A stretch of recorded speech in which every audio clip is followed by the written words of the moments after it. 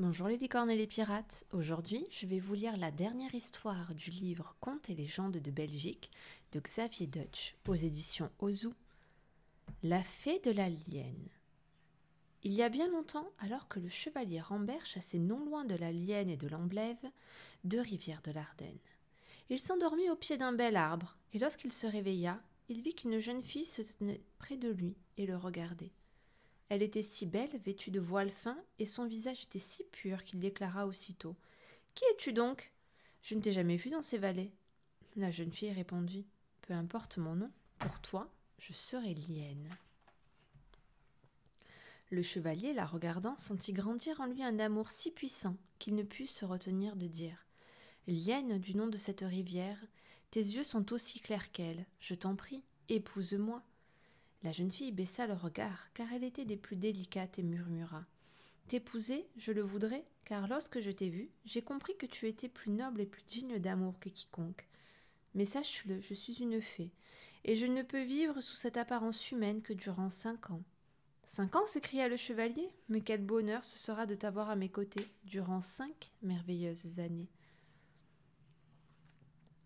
Ils se marièrent. Des Nutons, qui étaient amis de la fée, construisirent en 3 jours une tour dans laquelle le jeune couple put habiter, sur le rocher de Grim-et-Biémont, car Rambert était un chevalier très pauvre qui ne possédait aucune fortune. Mais les amoureux ne manquèrent de rien. Lienne avait auprès d'elle une chèvre au poil d'or qu'il suffisait de tondre pour s'offrir des vêtements, de la nourriture et payer les serviteurs. La toison de cette chèvre magique repoussait aussitôt. Tout allait bien dans le domaine de Gris-Biémont, et Rambert vivait un véritable rêve auprès de sa belle Lienne.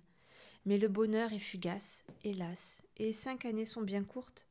Ainsi, le 5e été, la fée dit à son mari « Mon amour, le temps est venu pour moi de te quitter, mais ne sois pas malheureux, car je resterai en ce beau pays, invisible sous une autre forme, et cependant bien présente sur les bords de la rivière qui porte mon nom. » Rambert fut dévasté. Il s'écria « Comment est-ce possible ? Que deviendrai-je si tu me quittes ? Allons, ne me retiens pas, c'est inutile. Je te confie ma chèvre au poil d'or. Je t'aime, mon époux, et jamais je ne serai loin de toi. » Aussitôt, Lienne se transforma en un voile de brume, et un vent très doux l'emporta vers les sommets des arbres de la colline, vers les rives du ruisseau, vers les clairières de la forêt. Rambert, durant des saisons entières, parcourut les forêts, afin que chaque nappe de brume lui rappelle sa bien-aimée. Rien ne pouvait lui faire oublier l'amour et la beauté de Lienne. Jamais elle ne revint, jamais il ne la revit. Mais on raconte que dans l'Ardenne, la plus profonde, chaque fois que monte une brume sur les rivières de l'Amblève ou de la Lienne, chaque fois que des lambeaux de brouillard blanc ou bleu s'accrochent à la cime des arbres ou sur le flanc des collines, c'est la fée qui fait un signe à son mari.